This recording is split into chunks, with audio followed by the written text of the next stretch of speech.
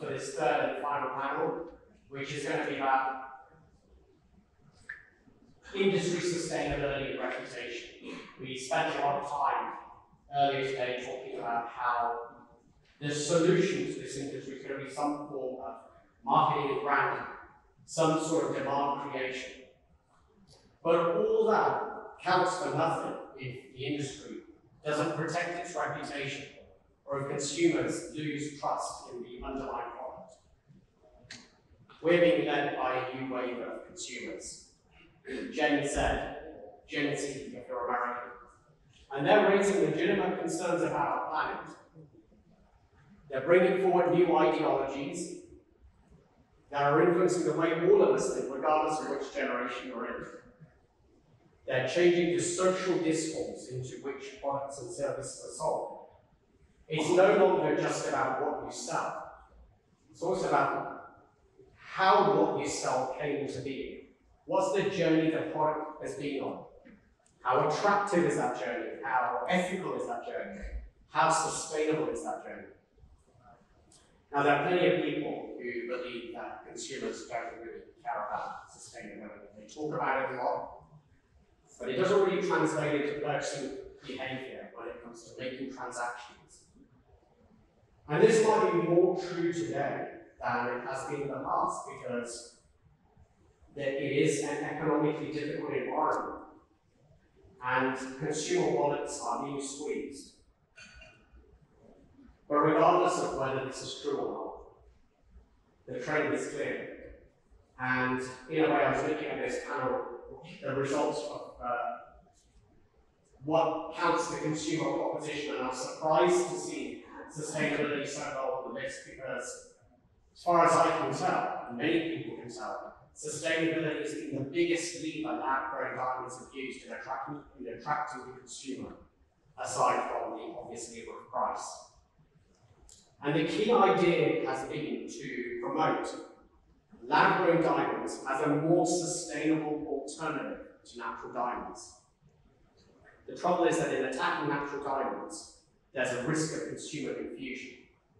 And with that, there's a risk of damaging lab-grown diamond demand. Now, don't get me wrong, there are some great sustainability stories out there. If you've got say, a lab or a growing facility in the US or powering using hydro or some other renewable, got an American workforce, and your product is destined for the American consumer, that's a simple and compelling and attractive story. But that doesn't represent the whole industry. Some claims are stronger than others.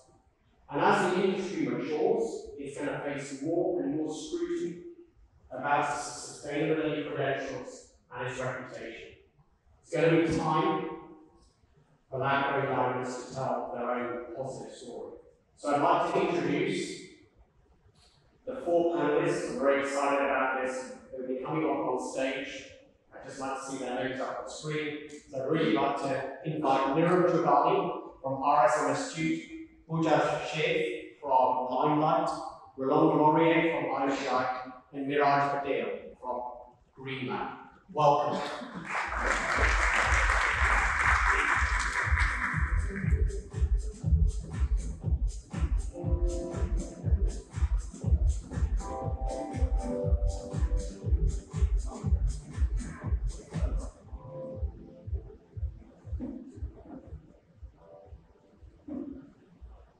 I'm actually very excited about this panel because sustainability has been such a hot topic for so many years, or at least since lab-grown came into the picture. And I really, as in the past, I know everybody's just sitting on a full stomach. If you're in the audience, please be ready to jump in at times for comments, questions, participating in online polls. Nirav, I'm going to start with you. Welcome. And LGD started, when they entered the market, sustainability was a big part of the story. It was, in many ways, sustainability was used to disrupt the established industry of natural diamonds. And you, Nirav, are in a unique position. I know Roland will say it's also a unique position. You're in a unique position where you've really gone deep and play a role in auditing and assessing and evaluating companies, and you've done that in both natural diamonds and in lab grown. And part of your work is on sustainability. So how have you seen the sustainability story develop for lab grown diamonds? Nirav, over to you. Thank you, Anish. So the word sustainability is of slightly recent origin. We have always heard about the terms ESG, environment, social governance. And after the United Nations came up with the 17 Sustainable Development Goals, the entire acronym changed, or the word became sustainability. I think the entire story on lab-grown diamonds has always been about the environmental aspects connected with the diamond industry, especially if it is a natural diamond industry. Given the environmental concerns surrounding around mining, I think that was an easy kind of differentiator for the lab-grown industry to build the business upon, to differentiate vis-a-vis the natural diamond industry. However, again, a very important point of discussion is that the entire conversation around sustainability has really narrowed down to one aspect, and that is climate action. Okay, so keen to hear that. We're going to be coming on to climate action later. Let's dig deeper into the consumer narrative. And Pooja, I want to bring you in here as well. You're a retailer, if I understand correctly, you were previously in natural diamonds as well, or you had never been in natural diamonds. So why did you decide to focus on LGD diamonds, and where does sustainability fit into the consumer narrative? So actually, yeah, so my background was in investment banking. I had nothing to do, no family business in diamonds whatsoever. But it was purely the fact of lab-grown diamonds offering the sustainable proposition is what brought me into this industry to begin with. And I think once I got into the industry, I realized, and when I was speaking, as a brand facing the consumers, it was important to be, truthful to the story of sustainability. So we actually went ahead and ran audits on our company to be ESG Plus certified. So there were lots of different sort of initiatives that we had to take. It's not just about the diamond that you're growing, or the growing plant having renewable source of energy for electricity. Yes, all that is a plus. But along with that, we went on paper-based packaging, plastic-free packaging. All our stores today run on solar, green power. So there are lots of different, and like Nirav said, that it's an umbrella of ESG.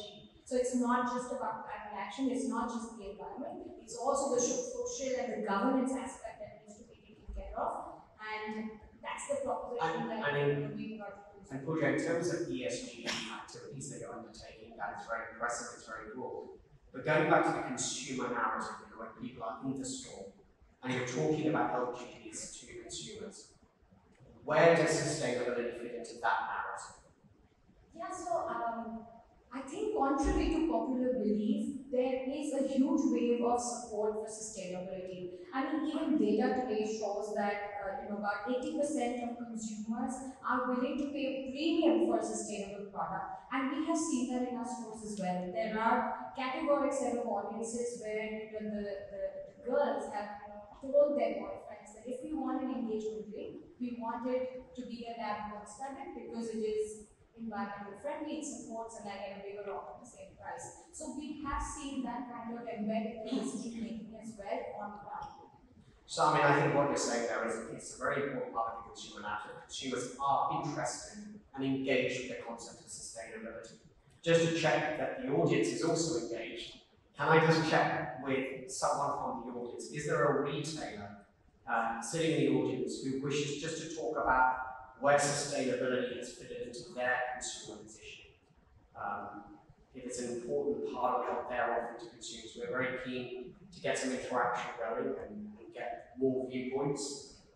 Anyone want to take a crack at that? I don't see anyone raising their hand yet. I think it's still half breakfast lunch. We've got one over there. Okay, great, thank you again. And just remember to introduce yourselves so that people will know. Hello, that's Nirav.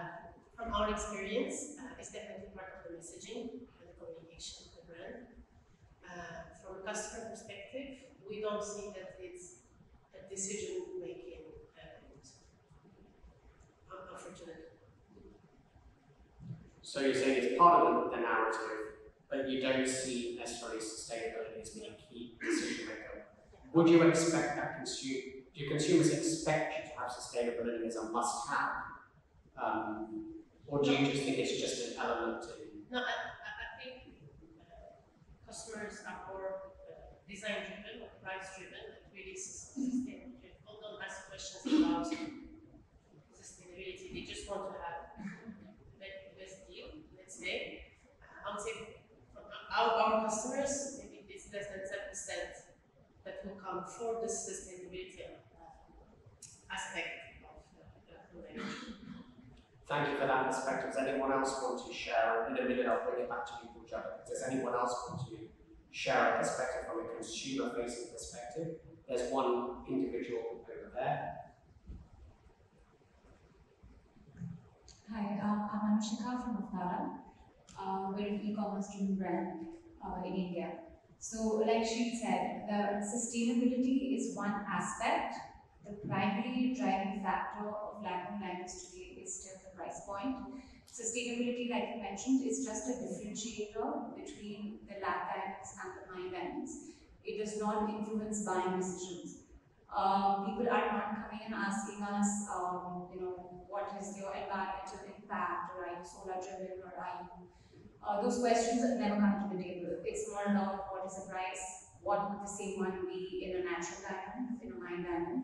But sustainability is still a very, maybe one or two customers in the past have actually come and asked us this directly, but sustainability is not the driving factor. I mean, I think I'm going to put everybody on the spot here. Maybe it's a show of hands, and we'll try not to publish this afterwards, so you're safe in the answer that you have. Can I just ask, if you raise your hand, if you feel you would pay more for a product that you use to be sustainable, everybody here is a consumer, who would pay more, significantly more, let's look at about 1%, let's say 5%, 10% for a product, if you knew it was sustainable, if you raised your hands, who would pay more, actively pay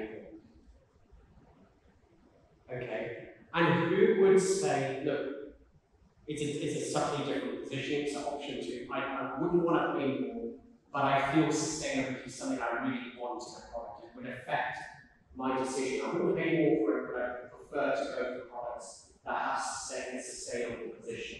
But I wouldn't pay more for it, but I accept it. Okay?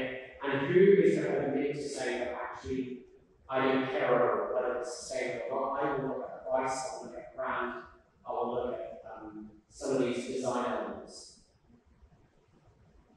Thank you for coming. Thank you for coming there. We would have a really appreciate it. Pooja, what do you make of this? Is obviously not representative necessarily.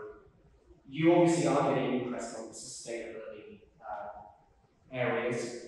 Do you feel it's mostly younger consumers that are connecting with sustainability, or do you think it's cross-generation?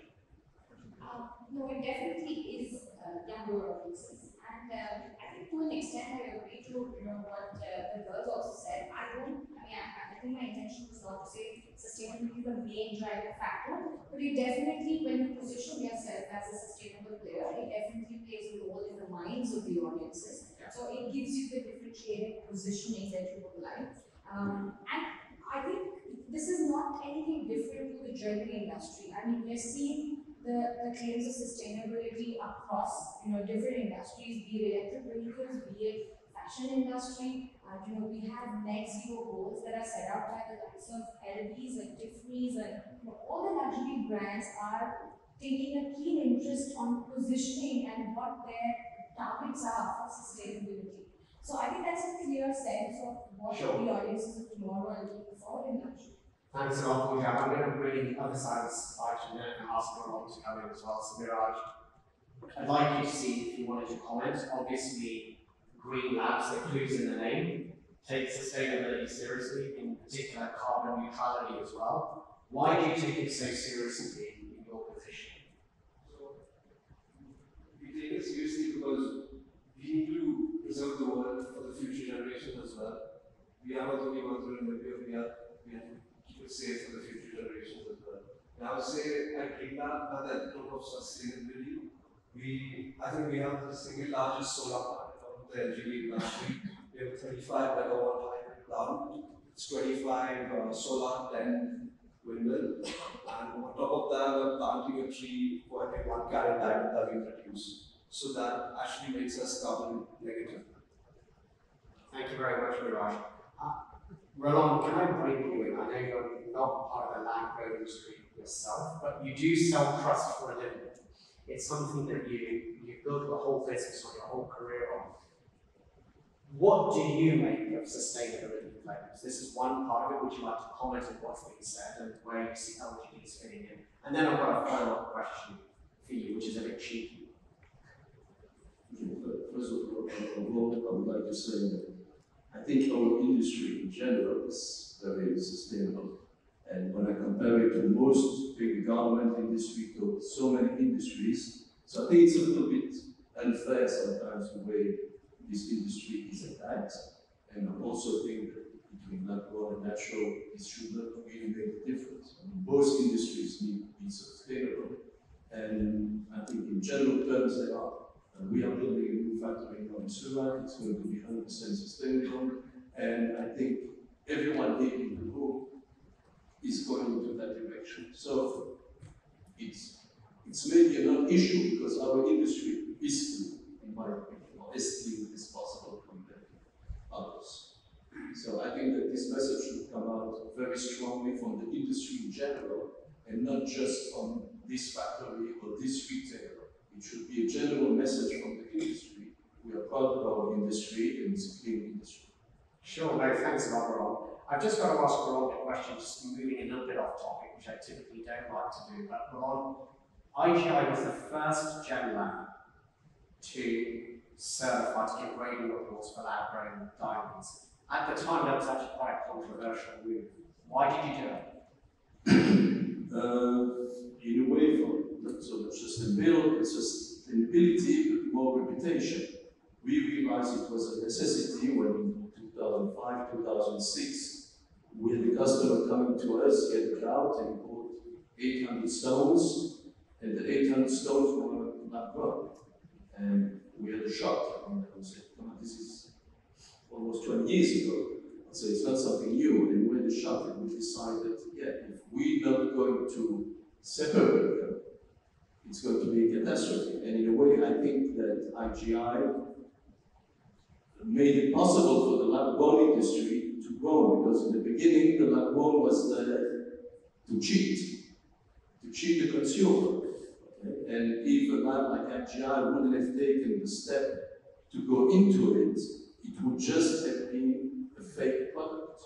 And I think that in a way, the fact that we started certifying it, we gave it, how to say, less noble letter, I don't know how to say it in English, but in a way we made a product by itself. And today this lab-grown has to live by itself.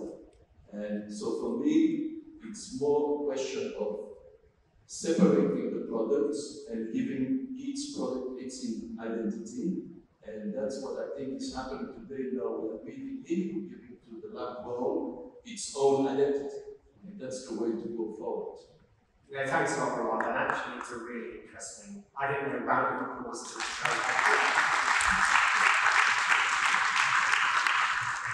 No, I really appreciate the answer. Let's just move the question back to sustainability for a moment. There'll be a couple of different opinions in the room about how important sustainability is from a consumer perspective. But there's one thing that I think you can't escape, which is in almost every piece of marketing that I see, and I think a lot of people would agree with me, lab-grown diamonds are really promoted as sustainable. It's everywhere, all over the market. And very often it's promoted as a more sustainable alternative to natural diamonds. By lab-grown, it's cheaper, but also because it's more sustainable. And I think we've got to get real with people in the room that sustainability has to be a very important part of the consumer pitch. Just to see how we, the audience, react to this kind of statements that I'm making, and you all in the room, we're going to do an online poll here. So the question we're asking is on a scale of 1 to 5, where why is very important and why is not important. And it's not relative to anything else, it's just that is it an important ingredient in what you're doing? How important has sustainability been when pitching to consumers?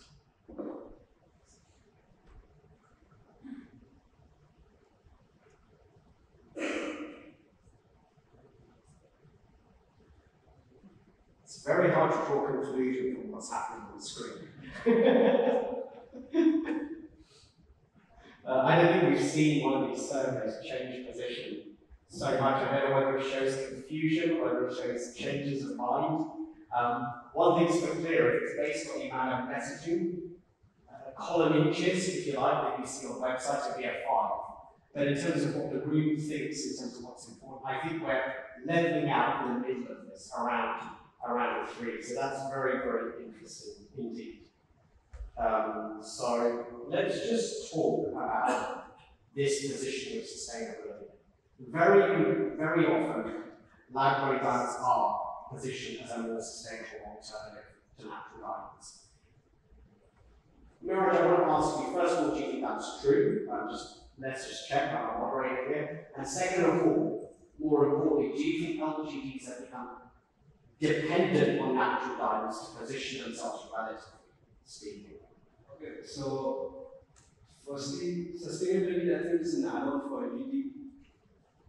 It's just not about sustainability, right? And for your second question, I don't think we're dependent on national diamonds at all. When national diamonds came, they came up with a story, and we came out with a story as well. So I don't think we're dependent on national diamonds at all. Yeah, I mean, I think that definitely the natural diamond industry, and again, this is not about lab grown versus natural, but it's important to put the interdependency on the table. Because the issue would be if there is interdependence, what do you do about it and tell your own positive story? Pooja, do you want to jump in here? Yeah, I think just answering the first question, are lab-grown diamonds sustainable? I think there is enough data out there to sort of, describe the benefits of lab-grown diamonds, because of the non-mining impact. But I understand that when you're talking about sustainability, it needs to be backed by something. And some of the largest growers in the world today are backed by third-party audits to claim their sustainability claims already. So I think there is no walking back from the fact that lab-grown diamonds are sustainable. But I don't think that that's an alternative to naturals. I think every industry, in their own sense, are moving towards a sustainable alternative or a sustainable goal rather. And I think lab-grown diamond is genuinely that gift to the gems and jewelry industry to have their ability to open up to the sustainability world, basically. I mean, I just, again, want to challenge a little bit just to see if we can get some debate around it, because otherwise this conversation is going to be very easy. We're all going to say, yeah, sustainability is what we all need, and nobody's going to disagree with us, because it's clear that's what we all want. But I have to put the suspicion on the table. Right? I mean, first of all, the data is mixed as to whether natural diamonds or lab-grown diamonds are more sustainable. Clearly, if you've got 100%, I think this is a point that Tony Cruz made earlier on, if you've got your own in-house energy sources, 100% sustainable renewable energy, then yes, that is going to have a very low carbon footprint. But lab-grown diamonds take up a lot of energy, and if it's not from a renewable energy source, then the data does clearly show it's actually less sustainable actually than your average natural diamond. But it seems to me that it's all too clear, and this is verifiable online, that natural diamonds are explicitly promoted as a more sustainable alternative to natural. Let's leave aside what the merits of that case are.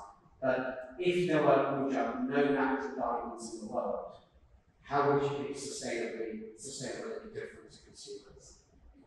Yeah, so again, I think the way I look at it is there are audit agencies like RSF, there's SCS, there's Positive Luxury, and the way their standards are defined, it's more on an absolute basis as opposed to relative to anything else. They have the same standards that apply for natural diamonds and the same standards that apply for lab grows. So when we have majority of the larger lab grown diamond players being certified by these third-party agencies, there's enough merit to say that they've been done on an absolute basis.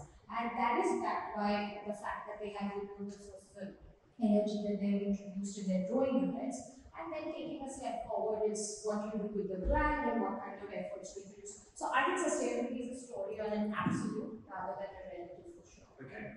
Thanks a lot for that, Pooja. Nirav, Pooja has brought you into this debate. You advise a lot of times, and you have spent a lot of time advising companies on the topic. Do you think there's a clear and common understanding as to what sustainability means? And also in particular carbon neutrality, which is one of the many components of this. So I think a lot of companies in the trade have not really understood what is meant by sustainability. They are pulled by the market forces. Everywhere on each website, each communication, you see the word sustainability coming. And for a lot of people, it is only climate action. Yeah. So climate action is very important, no doubt about it, but it is one of the 17 sustainable development goals. And in fact, it comes lower in the pecking order, assuming that the pecking order is created by United Nations, keeping in mind the order of importance. There are many more important things, and a lot of companies do a lot of work on the other areas which they don't really pronounce much, communicate much, and they over-communicate on the climate action, leading to greenwashing and various issues connected with that. So I'm not against climate action. It is a very important aspect, and for the lab-grown industry, for sure, it is something which is a differentiator. But if really it is understood properly, and if people start, I really talk to a lot of other clients, telling them whatever good they are doing about employment generation, equality, hunger, poverty, like a lot of companies operating in India, Botswana for natural diamonds, like they provide employment to numerous people. There is a natural calamity happening anywhere in the world, and people from the diamond community or the gems industry are the first to reach out with help. Is this communicated properly? This is sustainability. This is actually what you are doing good for the globe, for people around the world. That is sustainability, not just climate action. So definitely want to talk about the narratives. Thank you. I think that's definitely. What I was going to ask you there is, do you think, controversial question, and in a minute I want to see Tom Chatham's in the house, whether Toby Cruz is in the house as well, so I'm going to ask some opinions and get a few more views from people who've seen this from a few angles. But do you think that all lab-grown diamond players, let's upstream, we'll move on to retailers in a moment, but upstream, whether they're growers or manufacturers, do you think they've got the same sustainability case? So again, assuming you are asking from the carbon neutrality point of view, a lot of the electricity generation could be renewable energy, that is for sure, because it is, as Pooja mentioned, again, 40 and 25. But again, if you do the carbon footprint calculation, it is a bit more technical, but there is scope 1, scope 2, scope 3 emissions. Scope 3 also includes the commute of the employees from their home to your factory. Now, those kind of detailing, again, it is an emerging area to what level of detailing one can go. The electricity part is easier, and a lot of companies have reached there already, but on the net zero or even on the scope 3, there is a lot of further improvement which is possible. Okay, Miraj, I'm going to ask you the question here as well. Do you think all growers of lab-grown have the same sustainability credentials? Definitely not. So, as Toby mentioned earlier, that a lot of growers are claiming to be sustainable, but they really are not. And I totally agree with you, it's really damaging the industry. Our industry is based on trust, right? Diamond and jewelry industry revolves around trust. So if a supplier is lying to their customers about being sustainable, it's not going to work out.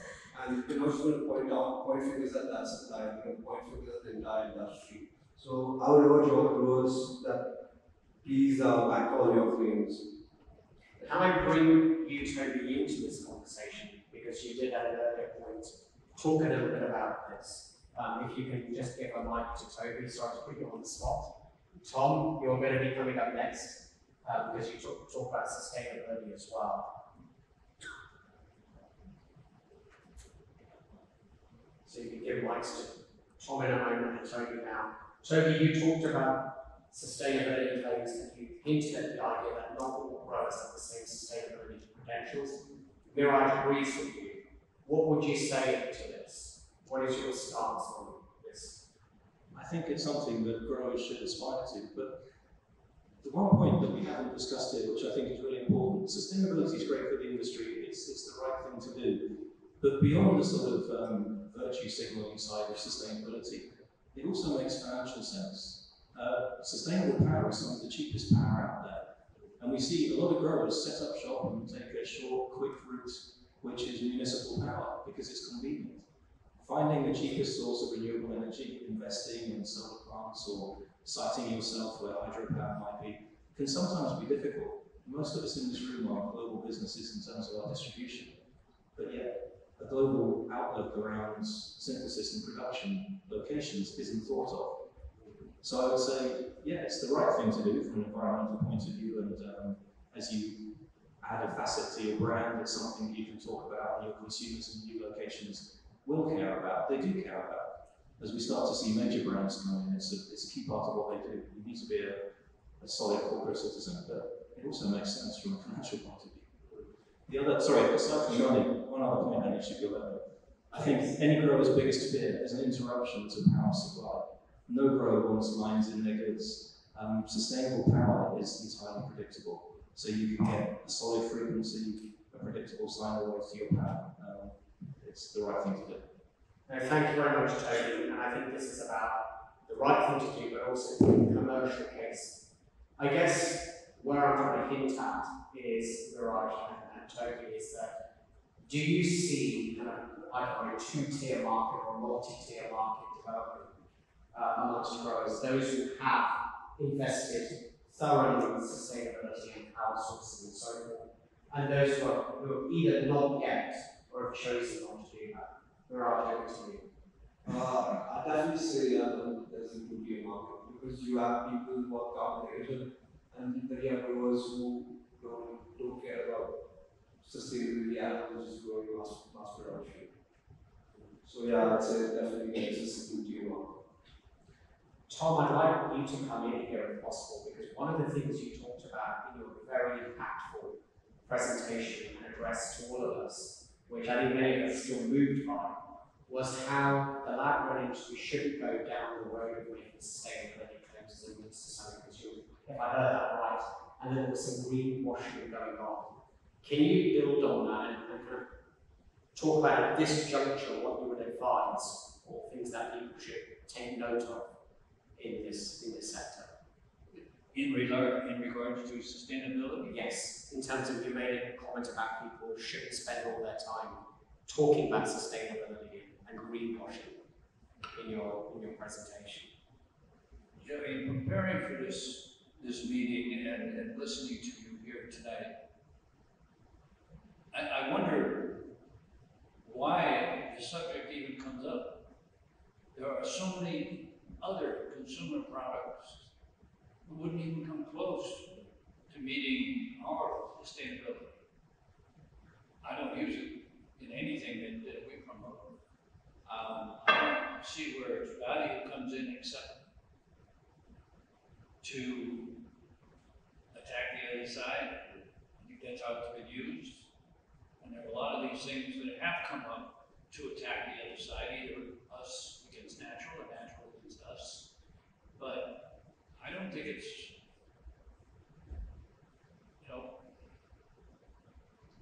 I don't think it's an issue. Basically, that's my bottom line. And yeah, we use raw chemicals, but I don't quite know how to answer your question too. No worries, but I think that's answering it. I mean, I think there are a couple of things that have come out so far. Number one, these are not sustainability, whether it's lab-grown or natural, it's actually not a very unsustainable product. It features well. This is a point that Pooja made. The second point is that there is a desire for lab-grown diamonds to be able to just tell their sustainability story, and in a few minutes we're going to talk about what that is and how we might develop that in a positive way. The issue here, Tom, had been that I would say a vast majority of lab-grown players, and this is just publicly verifiable things that you can easily do either through mystery shopping or just doing a quick Google search. the vast majority of lab-grown players at consumer level say buy lab-grown because we're more sustainable than natural. And we've got to have that real conversation in the room. That is what's happening. And then the other point that we've heard so far is this idea of potentially a two-tier or a multi-tier market, because some, as Miraj pointed out and Toby earlier, there are some growers that have got stronger sustainable credentials than others. So this is where we're at so far in the conversation. And I think what can get confused in all of this is the consumer trust. The consumer can get confused. First of all, it's been lab-grown versus natural. That's been quite explicit. Second of all, within the lab-grown space, there are different levels of sustainability. Roland, whenever we talk about consumer trust, your name comes to mind. Okay, listen to this conversation so far. How do you think lab-grown can build consumer trust, and especially if there are different levels of sustainability amongst growers? Okay, like I said before, like Tom said now, because we've belonged together with many years of experience, more than most people here. I think yes, in fact it's a non-issue. It's used by the industry. Okay, I think it's less used by the consumers. I think it's less of a concern for the consumers. Of course, they want to know the product is clean, yes, in general, but I think that the lab-grown industry has to find other arguments than just sustainability. Sustainability, it's separate. That's good, that's the basis. But now, you need to build a different story out of that. And I think, yes, I agree with this. A lot of time spent on that subject, which is maybe not really the main subject. No, I mean, I think that is absolutely right, and I think that there's been an over-reliance potentially on sustainability as the consumer narrative, but we saw from the second panel how actually branding was the way forward, marketing was the way forward as well. Going to you, Miraj, if you look at the good work you are doing on sustainability, is that something that you are working then in partnership with retailers on, in terms of consumer messaging, and how does that play out? So we are really working with retailers to do this. I think retailers just find an add-on benefit. I mean, they think that you could say that as an add-on basically. And they can get diamonds from anywhere, just the add-on to the jewelry that they're setting up. So they can market it as well like that. But okay, and I think Nirav, coming to you, and then I'll go to you, Roland. One of the things that Miraj has said, and other growers in the room may feel the same, is that they've invested in sustainability more heavily than some other players. What steps do you think can be taken within the industry to make sure that sustainability claims are fair and justified? So, at least from the Indian perspective, if I were to say, it is not just about investments. The government of India has announced a scheme that any consumer can now request the power distribution companies to supply only renewable energy. There is a separate tariff for that, but that is possible. So it is not just about investing into renewable energy. Whoever has invested is more from the efficiency point of view. As Tom mentioned, it is about the cost, driving down the cost, becoming more efficient on the production. Otherwise, the availability of renewable energy is not just restricted to putting up a renewable energy plant. So I think that is one. And second, I think is, like, as again, a lot of claims that are made. Again, there are various standards to which the claims get related. So there are ISO standards related to carbon footprint calculation, and then there are a host of other standards. So there is always a play available for companies to get certified to a particular standard, not necessarily to all the standards. And I think the entire definition and how the claims are made, and in context of the US especially, the US Green Guides, which will become a legislation in near future, where the exact definitions and how you can claim or you cannot claim is going to be very clearly laid out. There will be penal consequences if the claims are wrong. So I think there is some sort of time available for the trade to get this right, so that there is no greenwashing. People have proper processes in place to really authenticate whatever they are doing. Roland, you wanted to comment on this. Do you want to jump in here? No, it wasn't. Okay, all right, sorry. But Miraj definitely does seem to want to comment on this. Just to add to what Nirav said, we're reviewing several agencies, several auditors, one being RJC, the Responsible Jewelry Council, to come up with separate guidelines for LGD and more stricter guidelines for LGD so that people just don't make these claims in the air. Yeah. Okay, so there's a definite need for industry standards. There's definitely a need for sort of proper substantiation of claims. Now, a number of people have already said, you yourself, Pooja, you as well, and definitely you, Nirav, which is the idea of sustainability isn't just climate control. That's, I think, one of the first things you said. So let's kind of do a little bit of an audience poll here as well, which is if you look at this ESG topic, and this is another difficult one which involves some ranking.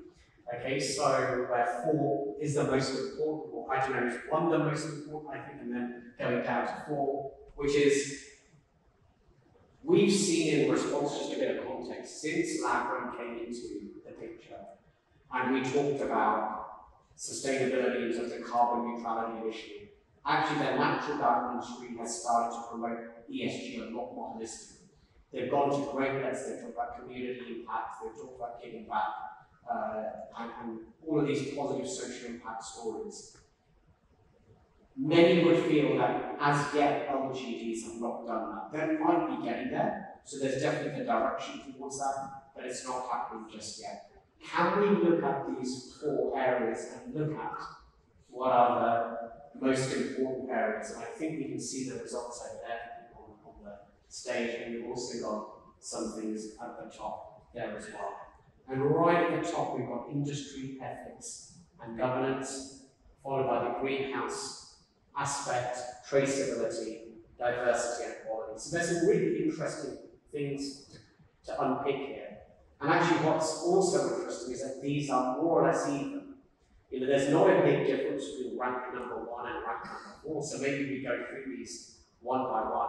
Can someone who put industry ethics and governance in at number 1 in the audience, can someone comment on why that was the most important feature for them? Does anyone want to raise their hand and discuss this? You're in the majority, it should be a safe place to come in and put an opinion on the table. Anyone?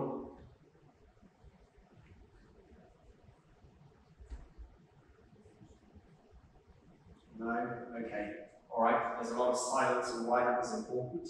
Okay, let me then pick another one that I thought was quite curious, was traceability. You see a lot of traceability in other sectors. Pooja, do you want to talk a little bit about traceability while we warm up the audience a bit more? Where do you think traceability fits into this narrative? Yeah, I think traceability is one of the most important aspects when it comes to. Firstly, I think ESG is a very company-driven narrative and initiative. I don't think it's an industry-driven narrative. It's more what companies want to do and where they see their future and where they see their corporate goals aligned with their long-term sustainability goals. So when that comes into the picture, all of these aspects are sort of equally important. I think with the concept of traceability, I think when it comes to lab grows, it's a far easier, in some sense, it's easier, process to identify exactly what's happening from, sort of the mines to market or the growing machines to market. I think it's a far more easier aspect, and that's why I genuinely believe that traceability is, going to become one of the key differentiating factors as well. Where there was a survey that had happened in the United States where they had asked 3,000 millennials, $5,000, 1 carat natural, 1.5 carat lab grown. Which one would you prefer and why? 70% of that survey chose 1.5 carat lab grown, but the first sort of reason why they chose it is because I know the source of the lab. I know that it's coming directly from a lab. So I think the concept of traceability is far easier. when it comes to lab grown, and taking it a step ahead, I think therefore the blockchain technology can be far more implementable in our industry as opposed to maybe the natural diamond segment. So if in terms of traceability, it's not just a technical thing, which is about making sure that you know where the diamond came from, but it adds to the consumer narrative. Because these days things really need a story. It's about selling that into consumers. Miraj, I have a question for you. What do you think can be done to make that traceability position stronger in the consumer's eyes? What do you think it would take? We've been trying our best to do that. I guess certifications can only help out here, and strong auditing. And we're putting in constant efforts to improve our sustainability, even though we're already carbon negative. You know, we do small things like neutralize all the gases that we let out after production process is done. We try to reuse most of the gases. So yeah.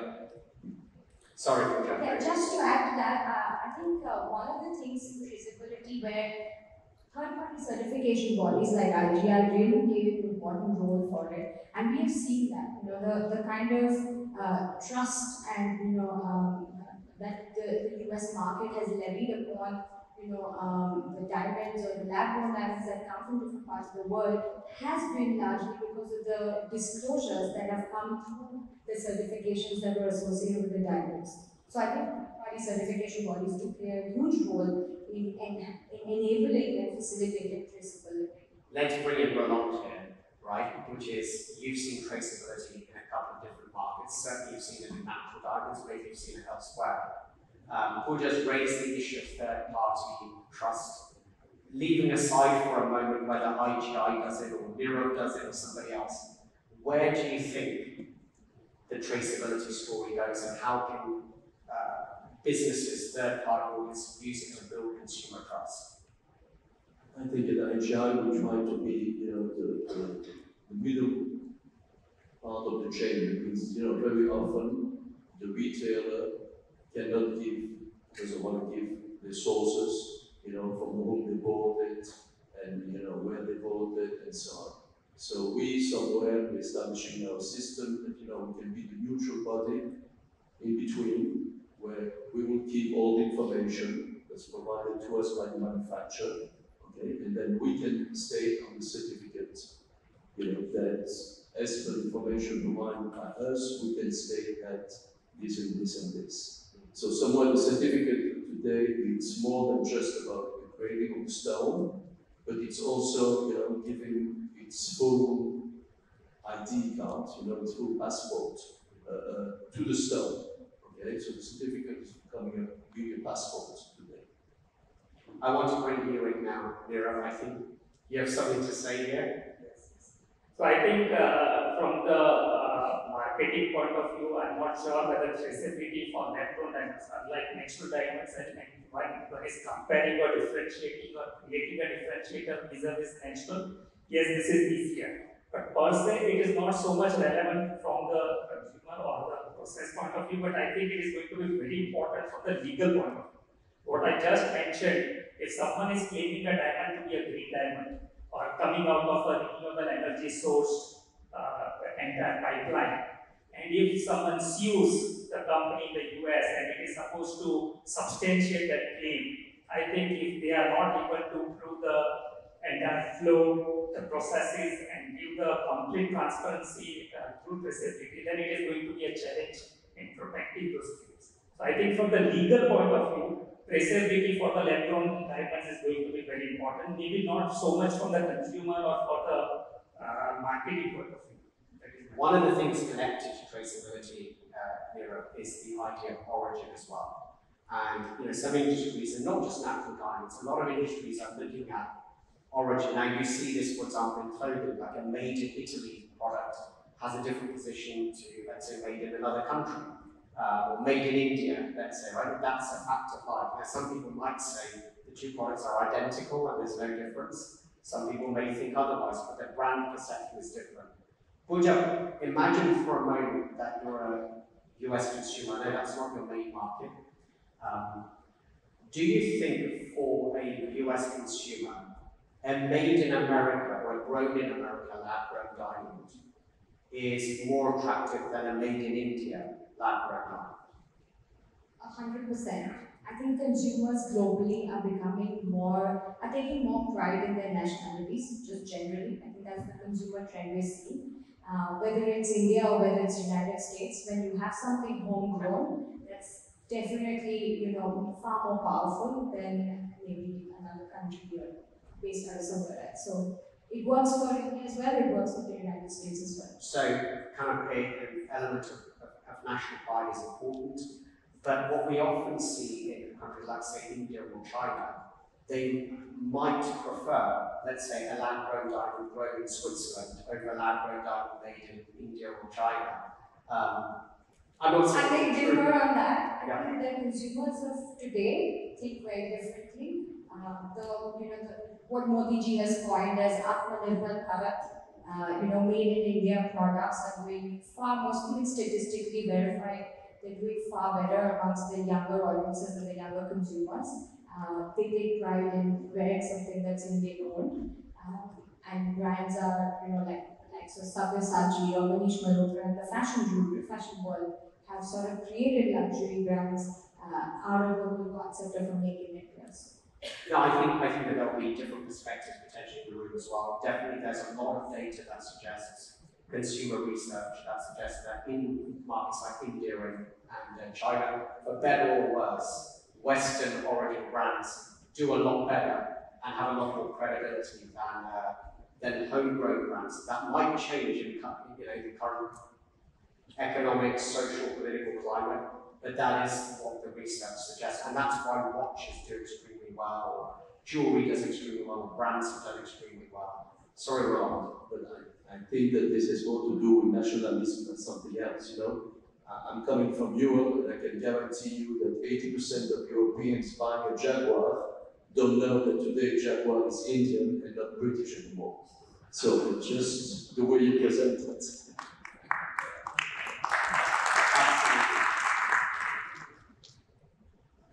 Jaguar is a great brand with a lot of British heritage, but British people stopped driving Jaguars some time back and switched to the BMWs. But absolutely point well taken. Let's look at one of these other ESG topics that have been put on the table here, which is kind of quite important and still got a decent number of votes, which is diversity and equality. Nirav, can I ask you first what that would mean in the LGBT context in terms of diversity and equality? And in a moment, we're going to be asking Miraj what you think the industry can do more to improve diversity and equality. But you first. So again, if we see the pipeline, especially like growing does not employ a lot of people. So by default, that issue about diversity and equality at the employment level may not be so much. However, the companies can always do a lot of CSR work to promote diversity and equality in the society in general, not necessarily at their own workplace. However, when it comes to cutting and polishing, because that employs a lot of people, and then still in a lot of countries it is male dominated, so from the diversity point of view, I think there is a lot of work which still needs to be done. There has been a good beginning at a lot of places, but still I think much more needs to be done. And that again leads to the same thing, giving importance to only climate action at the expense of so many other factors. Is something which the trade and everybody in general, I'm not talking just about the jewelry industry, this is an issue in general. And each industry, each company within an industry needs to think about it. Sure. Over to you, Miraj. Yeah, just like Nirav said, CSR, we've been doing a lot of CSR to improve diversity and equality. We're giving out free ventures, we're educating children. And another thing we can do is also look at our human resources, right? We can try to get equality in our employees, right? And coming from that, sustainability, everyone just relates environmental sustainability, but sustainability also involves human resources. How you treat the employees, how's the work environment. So I'm glad to say Greenlab's also SMETA verified. So we're trying to go in all sectors with sustainability, not just environment. Pooja, a question for you. If there's one thing you could change to improve the reputational position of lab-grown diamonds, what would it be?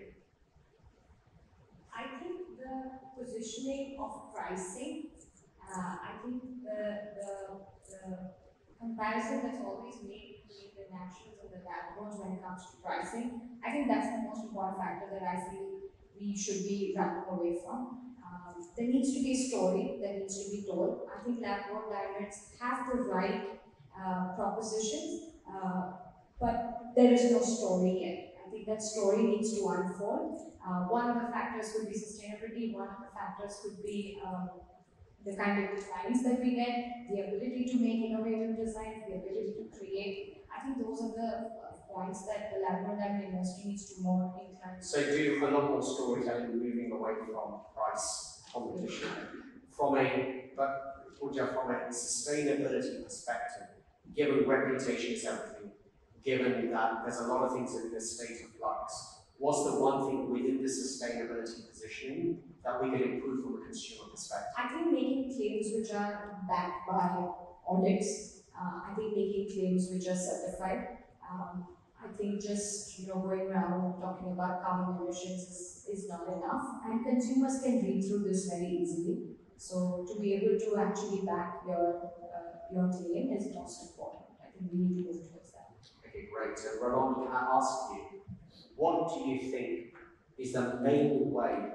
We'll just explain it, talking about backing up the claim. Can you think of any other ways in which consumer trust can be built and strengthened over time? So I think it just happened 2 weeks ago, and we don't know the impact yet of what's going to happen now. And with 7.5 carats diamonds given to the White House, I mean, which building or which place in the world is more well known than the White House? None. It's the number one in the world. And it was a made in India diamond, just to be clear. So if the lab-grown diamond gets in the White House, I think that's it. It's done. I want to open the floor up. This has been an interesting conversation about sustainability. We've looked at how the positioning of sustainability is for lab-grown has historically come out of a position versus natural. During the course of today, we talked about how it's important for lab-grown to build its own story, but we also acknowledge that this will not be the main consumer driver going forward. But whatever is claimed with sustainability will need to be backed up with verifiable substantiation. It's a useful place to be. One of the interesting things that it's hard to explore in an open forum is the competitive issue of, are some growers more sustainable than others? And is there going to be a multi-tier market as we look ahead? With people like Pooja start picking and choosing suppliers, which is not doing that already on sustainability credentials. But we kind of felt that sustainability a bit too close to the wind. I'm going to open it up to the audience for 2 quick comments on what you've heard today, and after those we'll wrap up this third and final panel discussion. So does anyone have a comment to make on something that's been? Hello, my name is Anish Aggarwal. I am the editor of Lab-Grown Diamond Times. So I have 2 observations. All the panel discussions have been very insightful. There are 2 issues that have come up. One is about the cost. The entire industry is grappling with cost. And the second is about sustainability. So talking about cost, and Tom also mentioned the recent trend where third-party sustainability certification is going to be very important. Now there is plenty of scope in greenwashing as far as the sustainability certification is concerned. Because the certification is at various levels. It is at a grower level, it is at a handler level. So there is a lot of confusion, a lot needs to be done.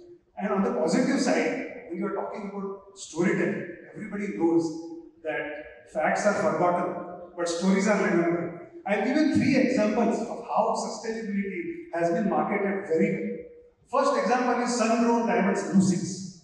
The second example is ether diamonds, diamonds from the air.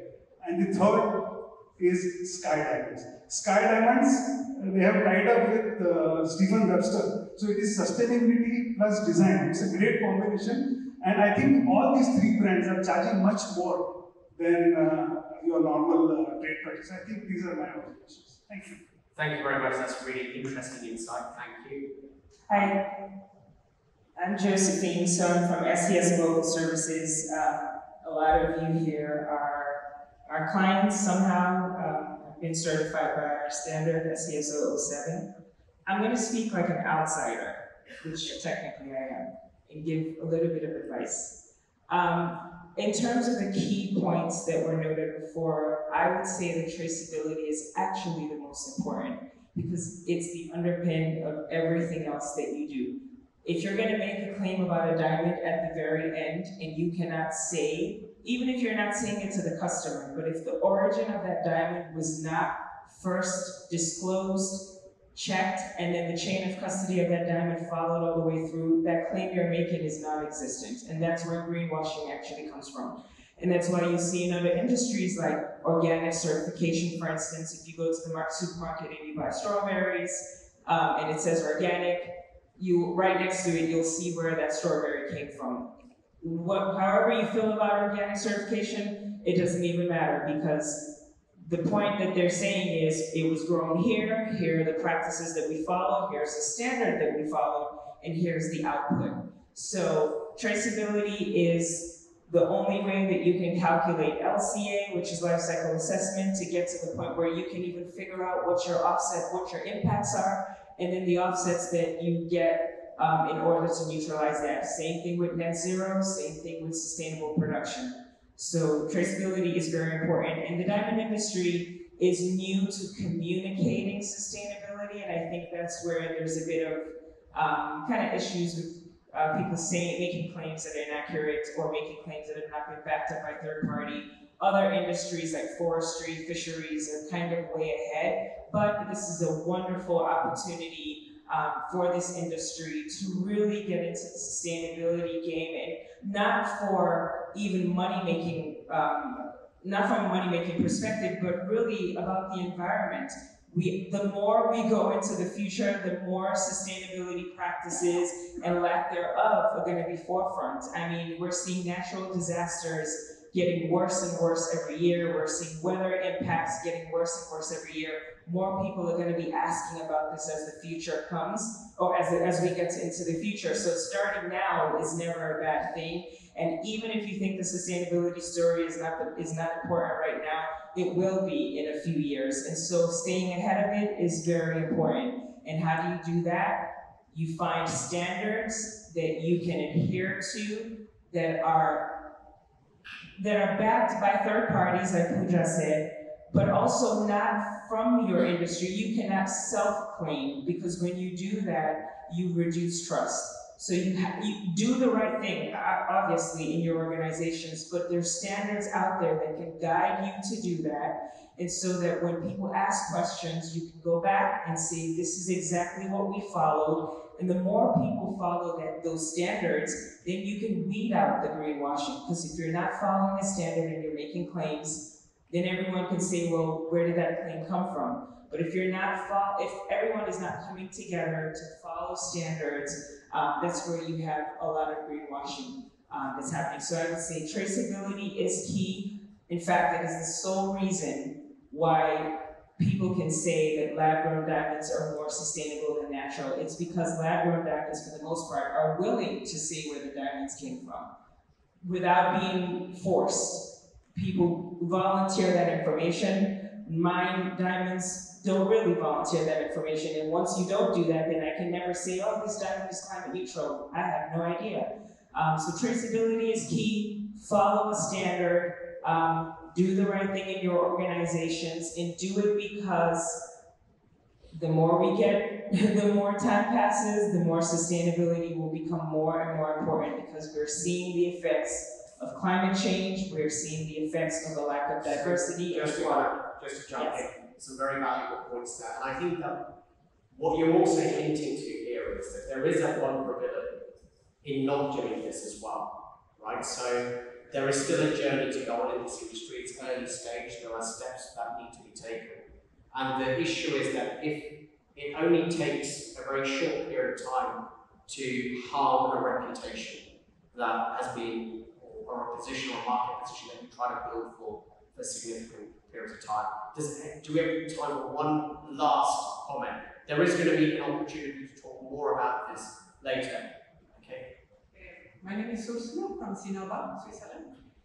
I there is something that is missing in all this debate, is the human component. And we're talking about profits and revenues, and I don't know what the end consumer would think is when they get the beautiful diamond, and they don't know the way it was cut and shaped, no? And what the people behind were going through. No? We have been hearing about people taking their lives. No? So I think we have to consider this component. If we raise the standard of the industry, we can be better than the natural diamonds maybe. No? We have to really think of these people at the very bottom of the chain.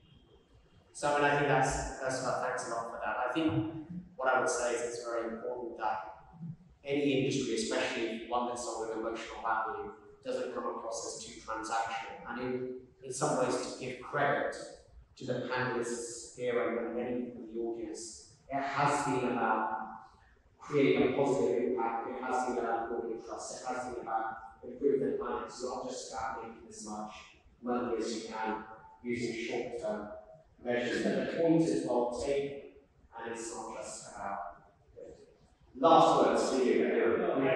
I'm not sure where it comes from, but as far as I know, and since most of the, at least the ministry, the polishing units are based in India, the wages paid to the workers in India is 7 times the minimum wages which are prescribed by the government. It is much higher than any other industry. And I think this is something which as an industry we need to be proud of, not really challenging before the media. I think India in general and globally, most of the people in the industry are the best payers and offer the best working conditions relative to any other industry. Most of them operate in air-conditioned premises relative to workers working in any, say, automobile workshop or anywhere else in the world. So I think this is something which we need to be proud of and communicate that positively rather than questioning that in a forum. Thank you very much. Nirav, Pooja, Roland, Miraj, thank you for your time. This has been a very interesting and valuable discussion. Thank you.